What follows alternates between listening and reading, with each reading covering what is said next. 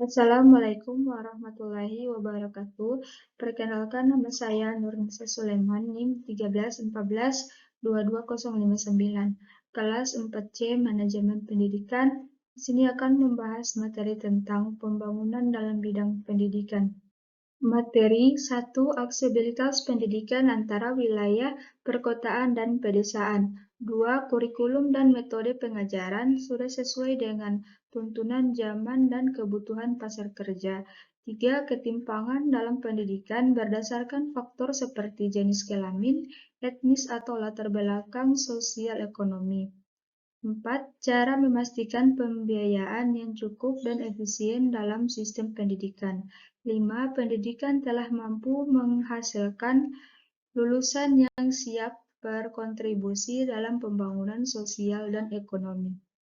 Aksesibilitas pendidikan antara wilayah perkotaan dan pedesaan.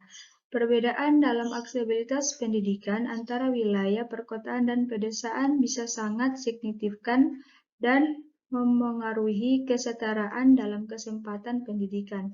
Di wilayah perkotaan biasanya terdapat lebih banyak sekolah dan institusi pendidikan, serta akses lebih mudah terhadap sumber daya seperti buku, teknologi, dan fasilitas olahraga.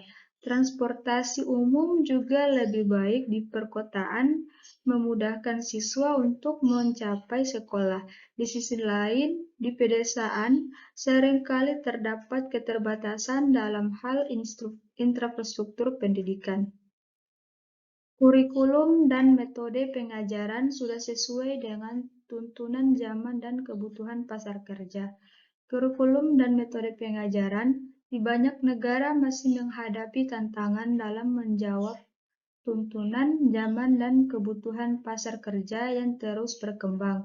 Meskipun beberapa negara telah memperbarui kurikulum mereka untuk mencangkup keterampilan yang lebih relevan dengan teknologi dan inovasi terbaru, masih ada ruang untuk peningkatan. Perubahan cepat dalam teknologi dan ekonomi global menuntut pendekatan yang lebih dinamis dan adaptif dalam pendidikan.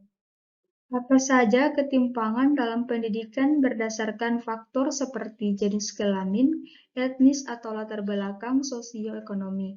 Ketimpangan dalam pendidikan dapat terjadi berdasarkan faktor-faktor seperti jenis kelamin, etnis, atau latar belakang sosioekonomi. Berikut adalah beberapa contohnya. 1. Jenis kelamin. Terdapat kesenjangan gender dalam akses dan hasil pendidikan. 2. Etnis. Beberapa kelompok etnis mungkin mengalami ketidaksetaraan dalam pendidikan akibat diskriminasi, akses terbatas terhadap sumber daya pendidikan, akan kurangnya dukungan budaya untuk pendidikan formal. 3. Latar belakang sosioekonomi. Anak-anak dari latar belakang sosioekonomi rendah cenderung menghadapi kesulitan dalam mengakses pendidikan berkualitas. Bagaimana cara memastikan pembiayaan yang cukup dan efisien dalam sistem pendidikan? Memastikan pembiayaan yang cukup dan efisien dalam sistem pendidikan melibatkan beberapa langkah strategis. 1. Perencanaan anggaran yang cermat. 2. Transparansi dan akuntabilitas. 3. Peningkatan efisiensi pengeluaran. 4. Pengembangan sumber pembiayaan alternatif. 5. Evaluasi program dan kebijakan. 6. Investasi dalam pendidikan pra-servi dan in-servi. Apakah pendidikan telah mampu menghasilkan lulusan yang siap berkontribusi dalam pembangunan sosial dan ekonomi?